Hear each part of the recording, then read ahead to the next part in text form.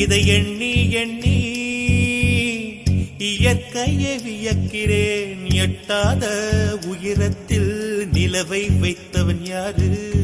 பெண்ணே